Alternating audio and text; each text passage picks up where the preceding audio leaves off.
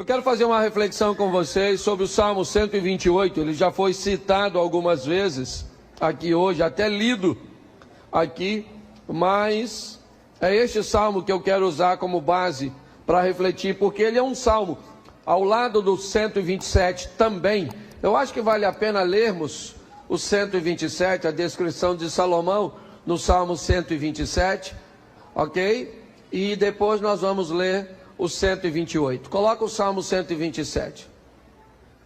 Se não for o Senhor o construtor da casa, nós só temos essa tradução, essa versão.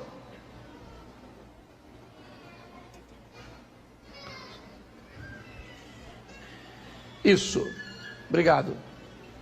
Se o Senhor não edificar a casa, em vão trabalham os que edificam.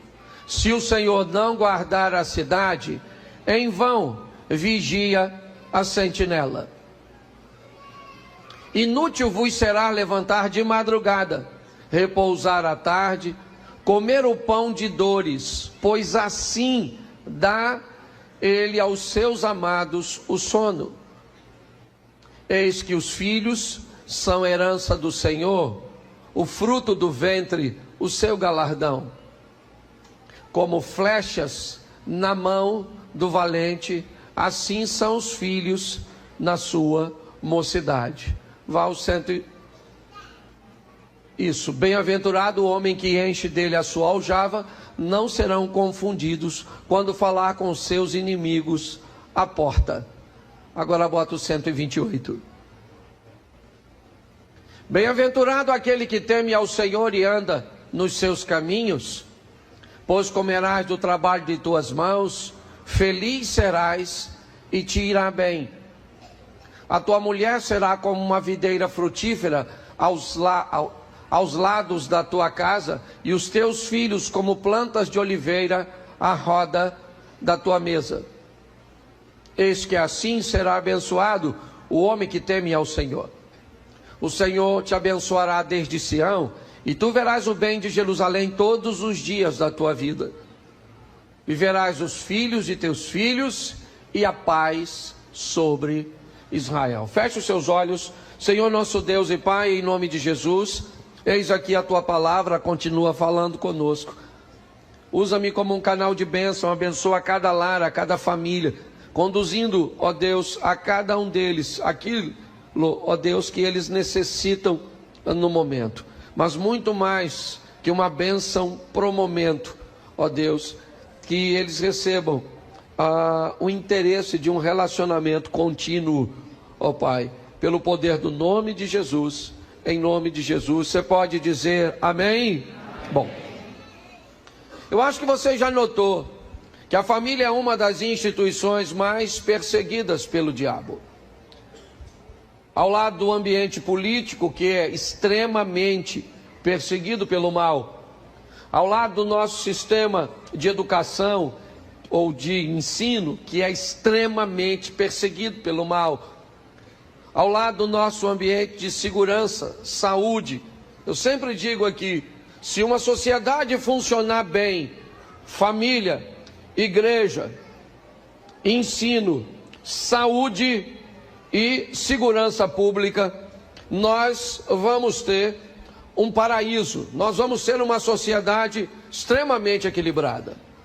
Quando você consegue olhar para países no mundo de ambiente extremamente estável, você pode olhar que essas instituições, basicamente, elas funcionam, né, quase paralelas.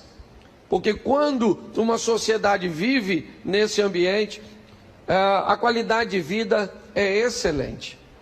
Mas hoje eu quero me deter no ambiente da família, falar das perseguições e o que a Bíblia fala. O Salmo 128, assim como o 127, mas o 128 fala de um lar pleno, de um lar feliz.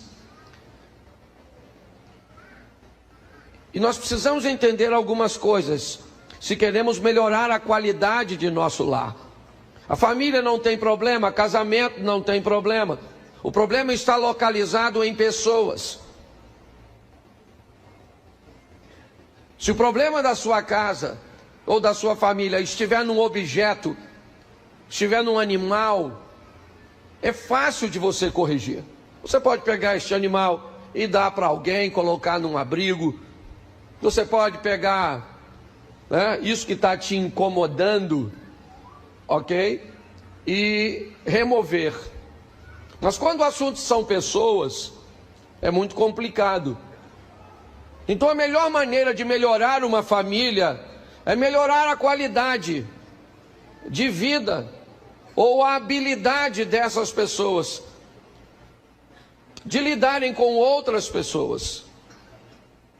Então família tem problema? Não tem. Quem tem problema é marido, quem tem problema é mulher, ou seja, cônjuge. Quem tem problema é filho, quem tem problema é sogra, quem tem problema é cunhado. Quem tem problema são os bonequinhos que compõem, certo? Então se nós melhoramos a qualidade de vida das pessoas, se melhoramos o indivíduo, nós melhoramos a instituição. É assim que funciona. Por que empresas investem em seus colaboradores? Porque elas entendem que em colaboradores, certo, mais treinados, mais competentes, mais capacitados, mais habilitados, dará à empresa, certo, o quê? Uma estrutura melhor, um nome melhor, uma marca melhor, uma qualidade melhor. Na família não é diferente. Quando pessoas começam a melhorar, inevitavelmente a família vai melhorando. Se pessoas melhoram, o ambiente melhora. Eu gosto de uma historinha de que um homem, a família dele era muito bagunçada, mas muito bagunçada, sabe? Ele tinha um casal de filhos. A sogra morava na casa dele, mas era um inferno a casa dele. E tinha um homem de Deus que era considerado profeta, um homem de oração, que Deus revelava.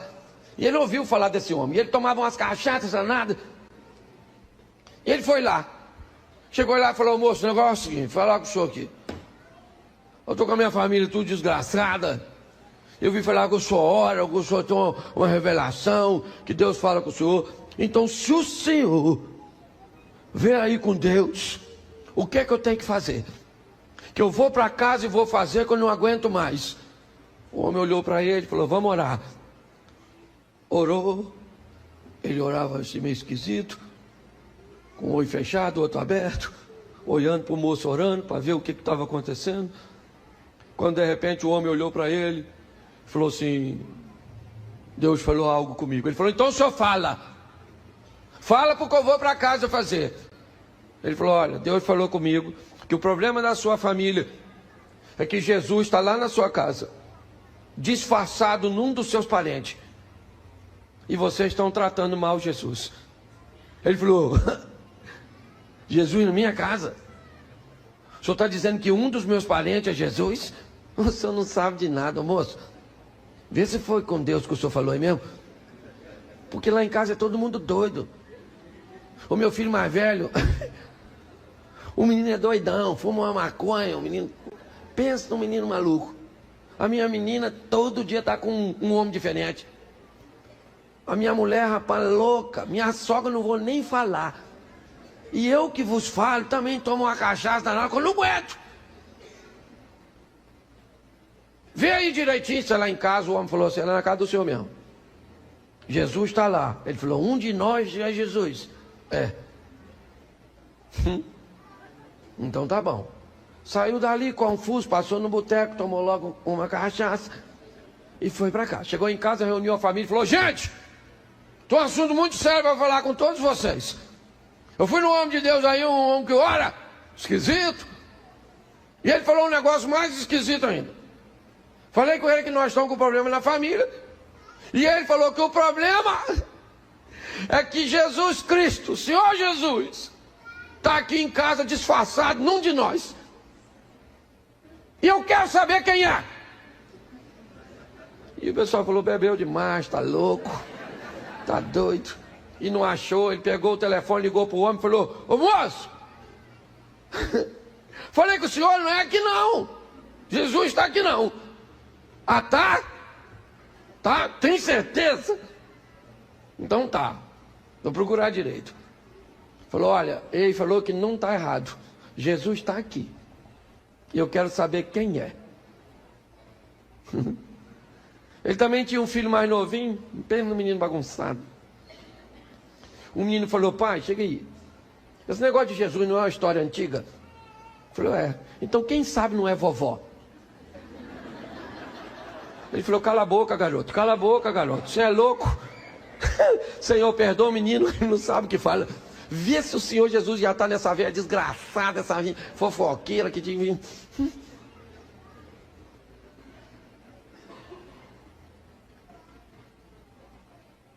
O filho dele mais velho falou, ô gente, não foi papai que veio com essa história? Quem sabe não é ele? A sogra falou, bem capaz. Bem capaz de o Senhor Jesus ser um cachaceiro pinguço que não toma banho, fedorento, ignorante. E aí começou. Procura daqui, é você, não é, e não acha. A conversa não teve futuro. Umas horas depois, o garoto pequeno dele voltou nele e falou, papai, falando sério agora com o senhor, já pensou se for vovó? Ele falou, meu filho, por mais que me dou o coração, assim que você falou, eu falei, será que é essa velha? Nossa, porque Deus tem uma maneira estranha de fazer as coisas. Se Ele mandou Jesus nessa velha, meu Deus, o que eu faço com essa velha é terrível. A conversa acabou, mas ele começou a ficar preocupado que Jesus poderia estar na sogra. Então ele começou a tratar a sogra melhor. A velha que começou a ver que ele estava tratando ela melhor, passou a tratar ele melhor também. A mulher dele, que viu que agora ele melhorou o tratamento com a mãe, resolveu ficar melhor também. Os filhos que foram vendo que seus pais estavam mudando, resolveu mudar. Porque desconfiaram que alguém naquela casa podia trazer em si a presença de Jesus.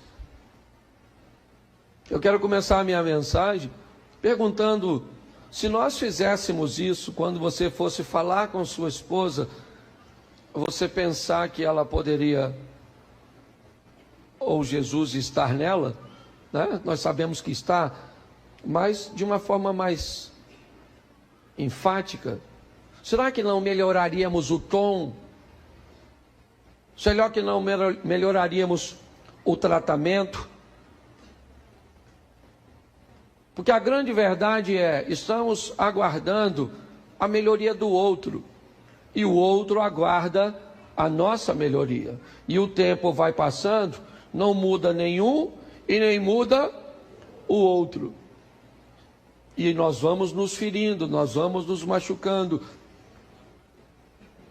nós vamos deixando em nós feridas. O salmista diz neste salmo o seguinte: bem-aventurado, em algumas traduções, feliz. Feliz será o homem, ou bem-aventurado será o homem que faz duas coisas. E aí a palavra homem, agora homem e mulher, está generalizando. Bem-aventurado o homem que teme ao Senhor e anda nos seus caminhos. O salmista está dizendo que a pessoa que teme a Deus, ou seja, que não deseja abrir mão, temer é diferente de ter medo.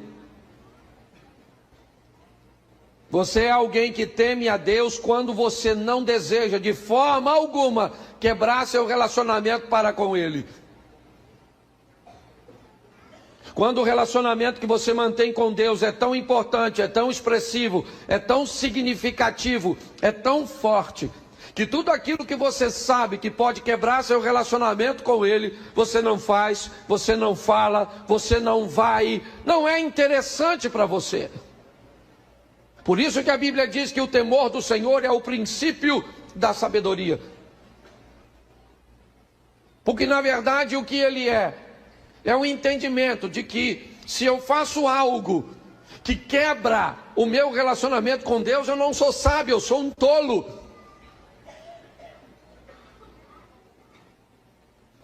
Então o salmista está dizendo: será bem sucedido, será bem-aventurado, terá êxito, alcançará a vitória. Quem? Que tipo de pessoa? Todos não. Aqueles que temem a Deus, que entendem que não vão quebrar seu relacionamento. Não interessa o que estejam nos oferecendo, não interessa o nível de prazer momentâneo, as vantagens que nós vamos receber. Nós como indivíduo, eu não estou falando ainda da família, porque minha proposta é criar um ambiente individual.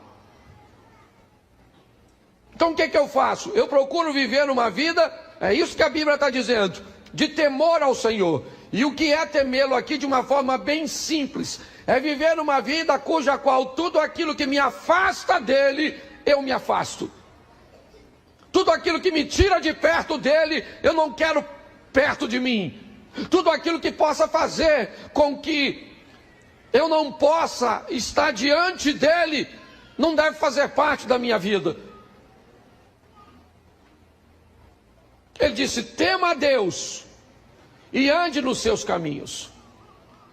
Eu queria colocar da seguinte forma: temer é não fazer o que eu não devo. Então, se eu não devo fazer, eu não faço. E quando eu estabeleço uma vida assim, eu vejo o temor. Andar nos seus caminhos é fazer o que eu tenho que fazer.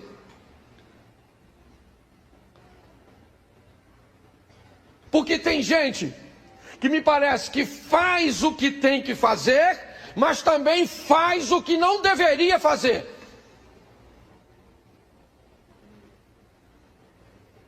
Então essa pessoa, o que ela faz?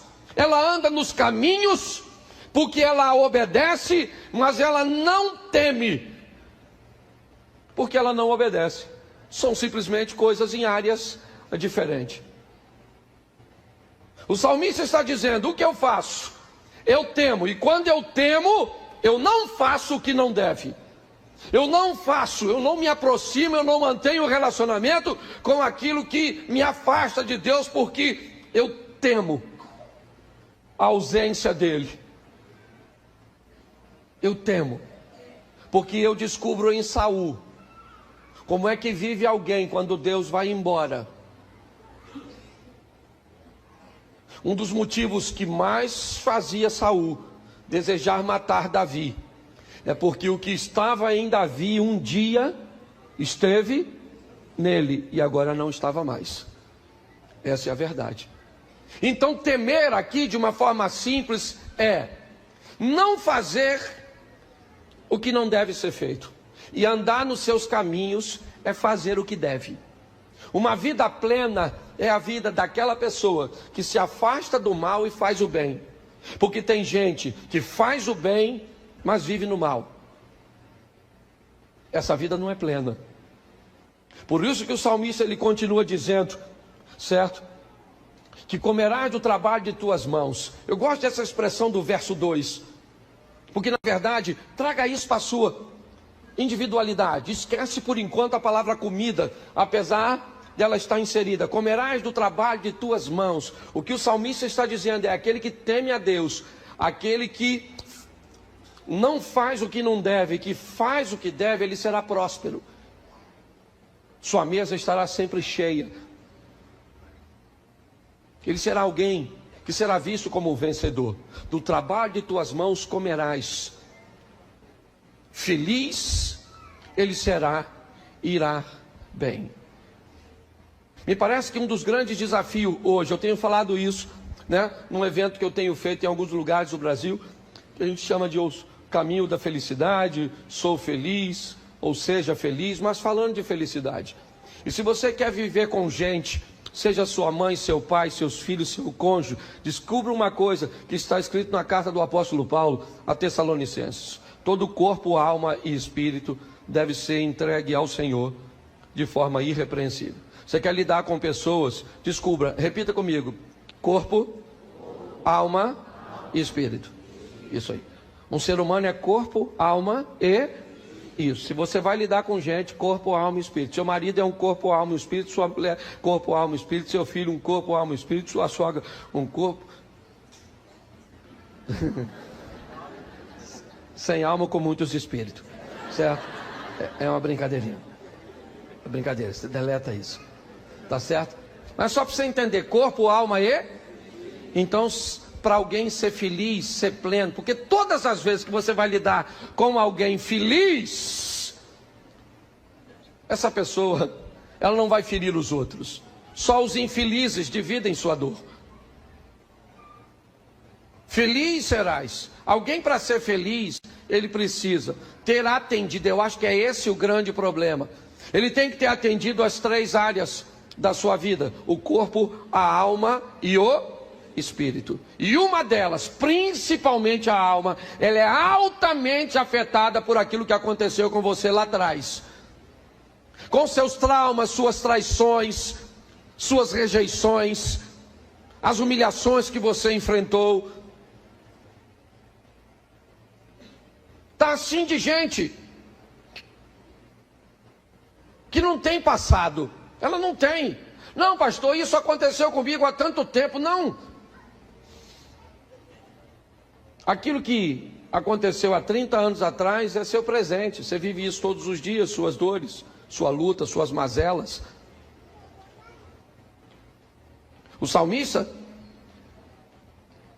ele está declarando, antes de falar de família, por isso que eu gosto desse texto, porque ele vai falar de esposa, de cônjuge, ele vai falar de filho, ele vai falar de toda essa estrutura lá na frente.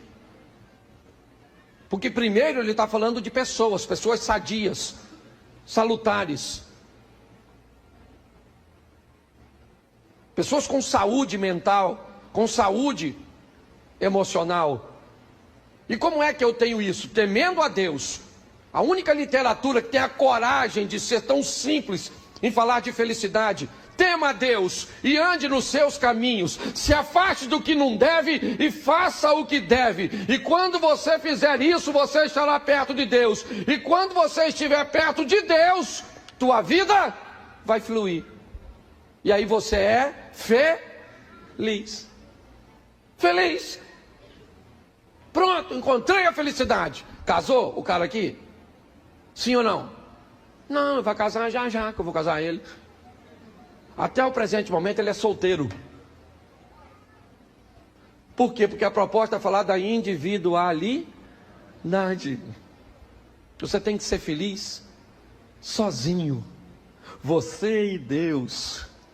Entende? Para que você seja bem sucedido, para que você viva bem com Deus, nos caminhos do Senhor, temendo a Deus. E agora que tu é feliz, tudo vai bem, vida maneira. Procura uma pessoa. Sabe o que as pessoas fazem? Procura a pessoa para que a pessoa faça ela ficar bem. Aí deu ruim.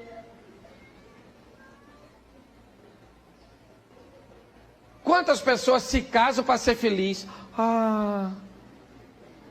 Pastor, a hora que eu me casar, nossa, pastor, eu tenho certeza que a sua vida vai mudar. Claro, você vai ficar casado, vai para um regime semi-aberto, certo?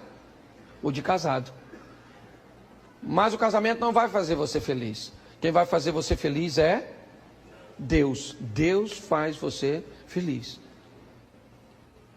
Então é na nossa individualidade que nós precisamos. Eu vivo coisas que me ensinam muito a viver. Muito, muito, muito.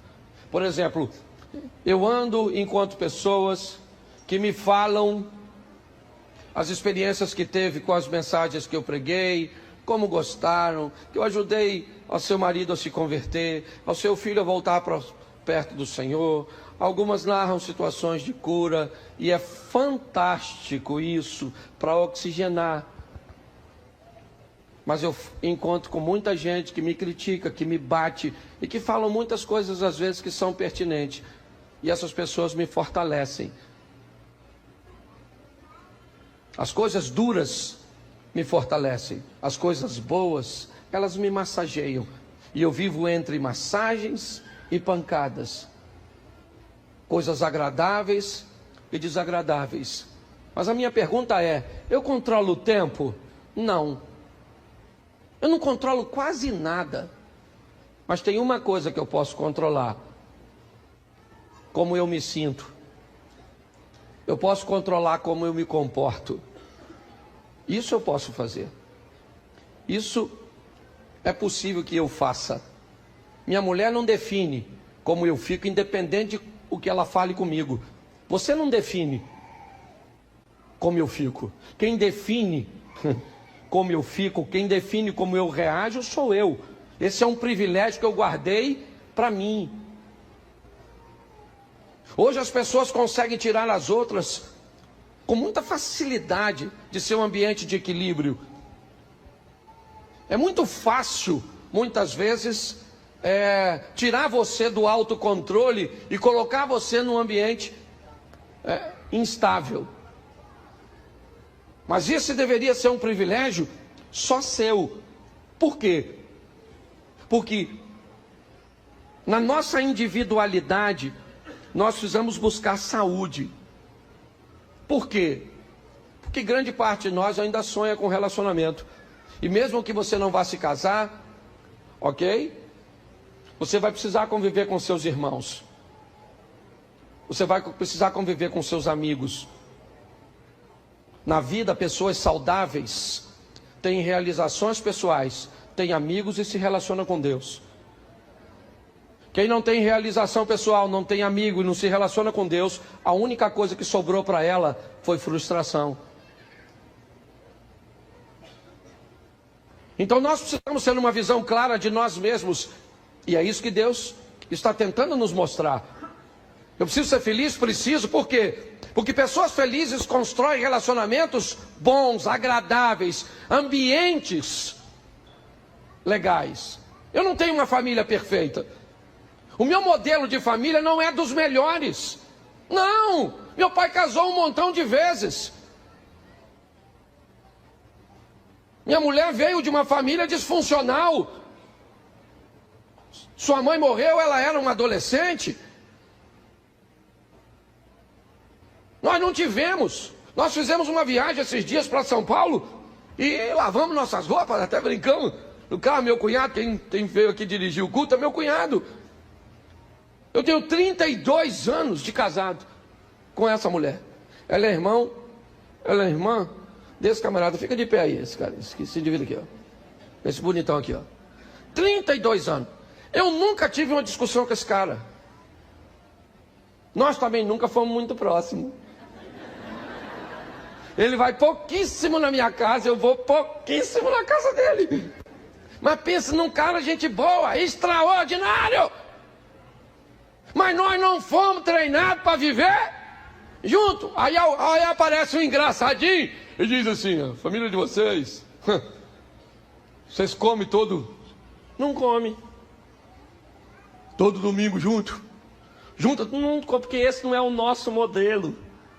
Isso não significa que está errado. Nós não brigamos, nós temos uma vida maneira, legal, mas segundo o nosso modelo. Ela foi criada de uma forma mais dura do que eu. No relacionamento eu pareço a mulher e ela o homem. É assim, não tem problema, não estou falando besteira não. Parece. Deixe claro.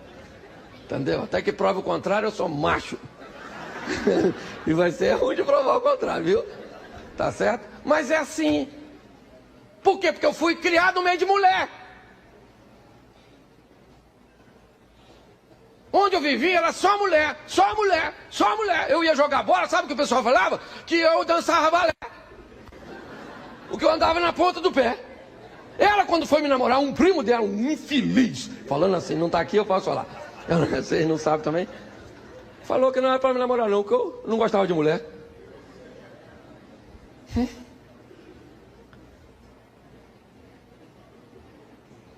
Você está rindo, mas é sério. A vida não é difícil só para você não. Tá? Nós somos diferentes e é assim, e vivia muito bem, 30, tem gente que acha que a gente vive mal.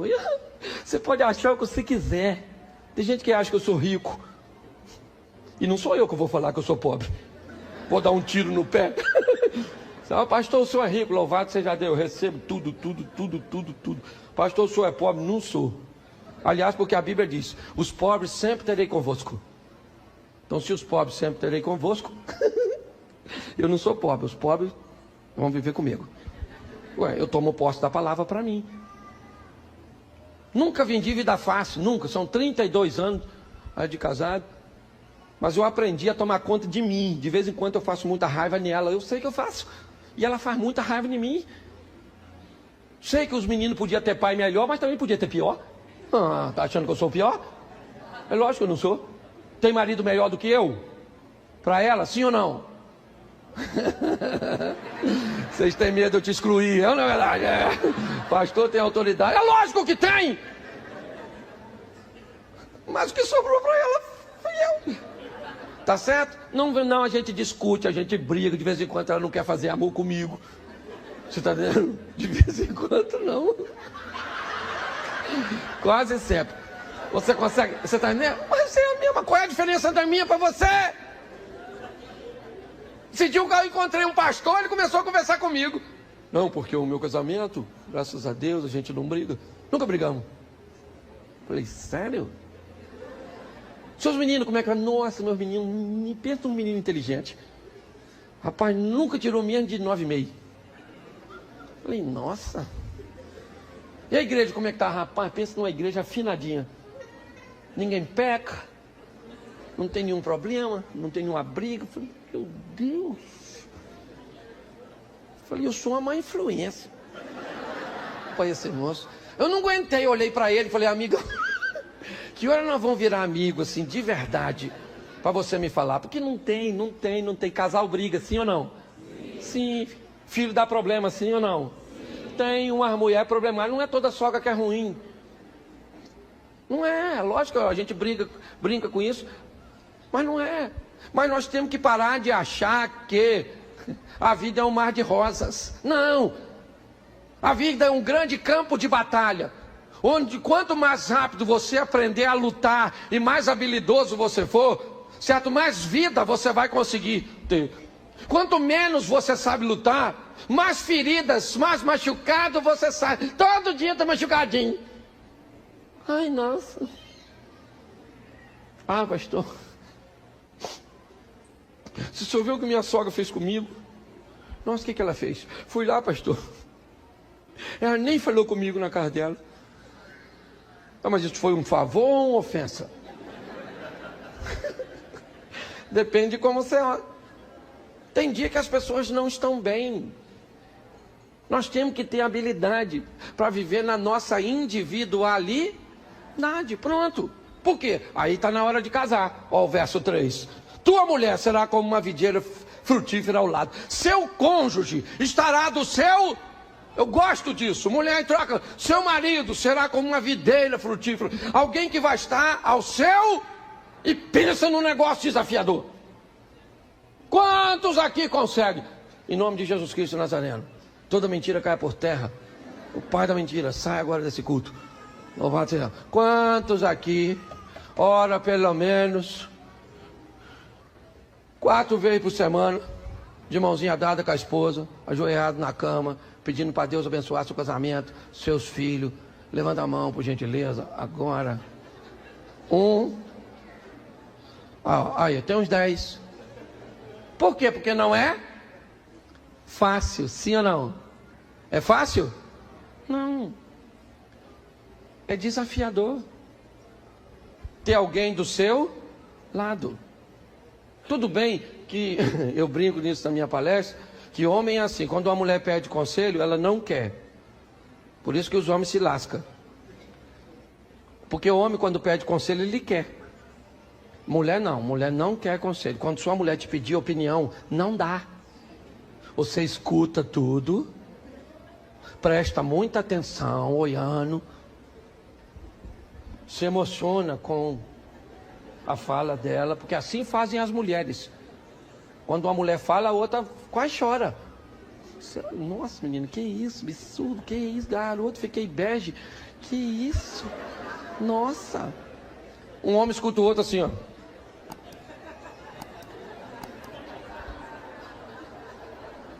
E não tem nada de errado nisso. Agora vá conversar com sua esposa e olha para o pé. Quando ela estiver falando, ela começa a falar, faz assim, ó. Ela vai parar de falar e vai olhar para o seu pé. Está doendo? Machucou? Não, eu só estou te escutando, olhando para o pé. Não faça isso. E quando termina a fala, é só você olhar. Quando uma mulher pede conselho para a outra nunca dá. Ela só escuta. Terminou de falar. Aí a que estava escutando fala assim: nossa menina, foi bom te encontrar, eu estou atrasada. Tá? Tchau. A outra fala: nossa, que beleza, menino, já sei até o que eu vou fazer. Foi tão bom conversar contigo.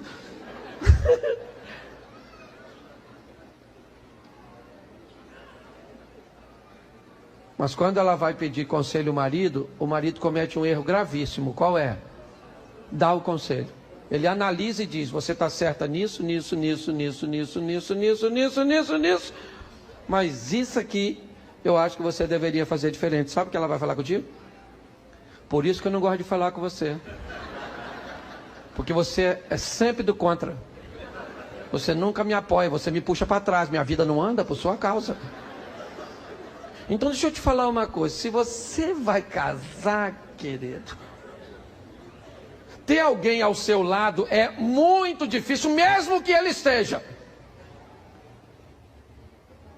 Porque em algum momento vai parecer que ele não está. Aí você se sente sozinho, solitário. O salmista está dizendo: aquele que teme a Deus anda nos seus caminhos, ele é feliz, tudo vai bem, e o seu cônjuge consegue ser um parceiro. Agora, não dá para ser parceiro de quem não tem juízo, não dá para ser parceiro de quem não tem responsabilidade. Minha mulher não me apoia, então tá bom, cara. Fala para mim seu histórico, seus posicionamentos, seus resultados. Me diga.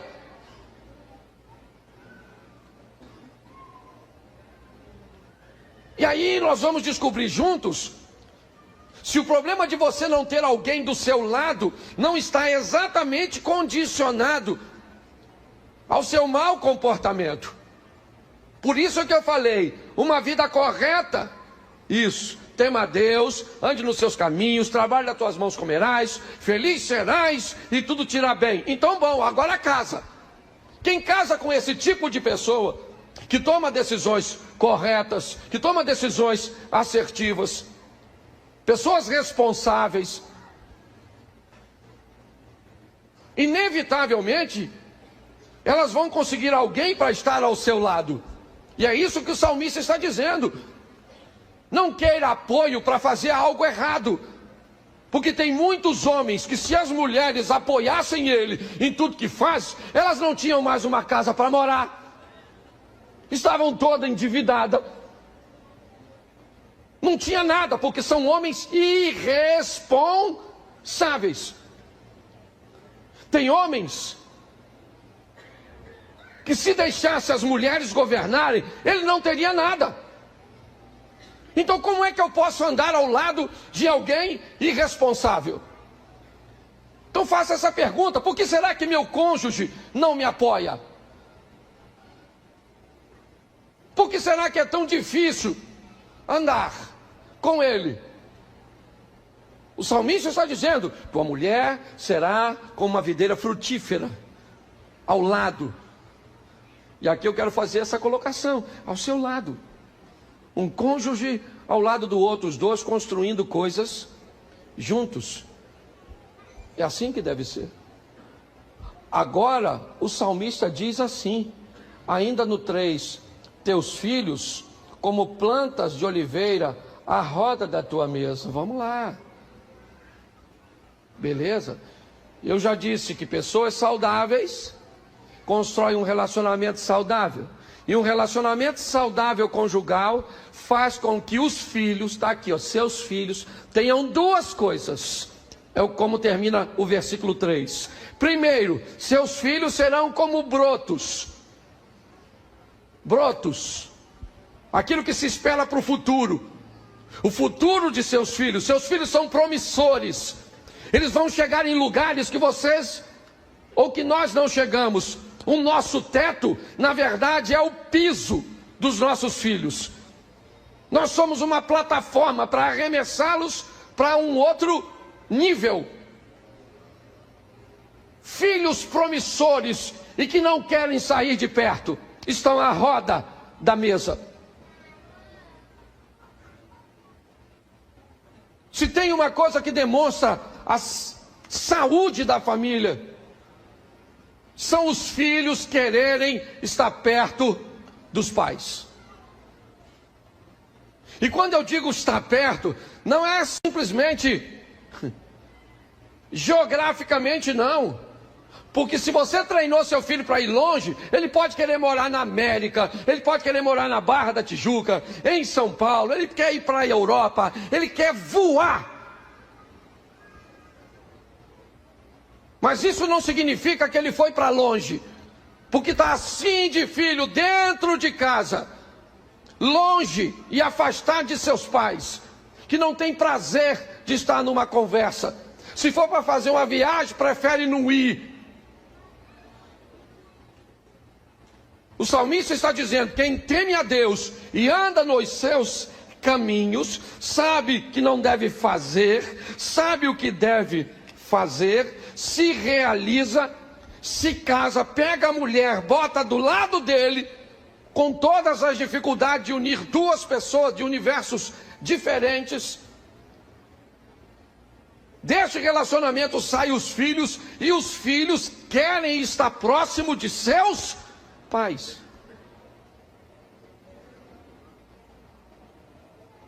E aí o salmista continua.